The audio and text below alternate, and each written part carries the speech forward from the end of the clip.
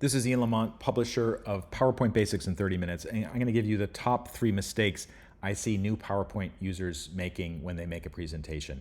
And the first mistake that I see people making is they force people to read. So in this particular presentation, by the way, this is one of my own presentations from a long time ago, I was making people read all this stuff when they were going through the presentation. Like too many bullets, the text was too long. One thing I've heard people suggest actually when you have bullets is try to keep it, one line at most, maybe 2 at the absolute top. And you can see on this particular presentation, these are bullet points as well, but I've made them much, much shorter. This is much easier for people to read. It's just basically, 1 short sentence per bullet. That's a lot easier than forcing people to go through like a three level sentence or even like something like this. That's just messed up.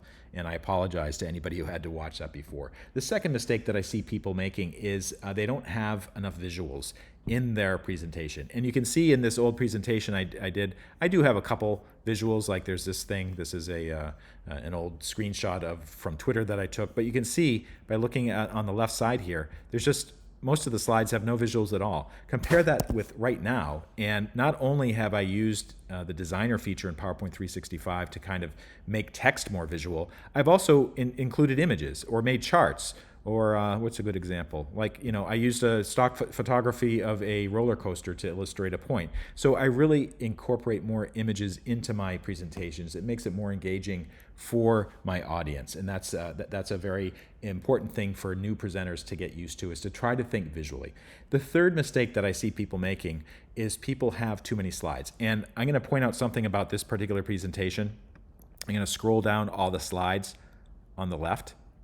And you can see there's nearly 150 slides here. Now, normally that would be far too many slides for a presentation.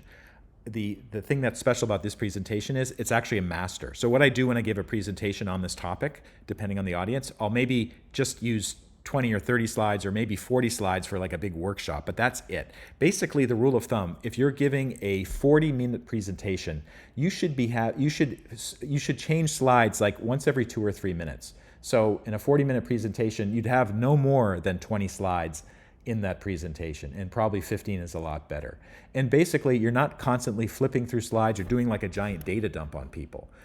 And that's a better way to approach a presentation rather than trying to just like have a 40-minute presentation, 40 slides, 1 minute per slide, and there's just too much information for people to really absorb. People's eyes will start to glaze over, I guarantee that. So those are my 3 tips, the 3 mistakes that I urge people who are new to PowerPoints to try to avoid. And fortunately, PowerPoint 365, there's a lot of really great features available to make your designs more interesting, to use stock photography, to use the designer feature, which is really, really a spectacular feature. Go to the design tab, designers on the right, and we'll basically suggest new ways of presenting the information that you have on the page. I hope this helped. If it did, please take a moment to like it, follow me, and I'll see you next time.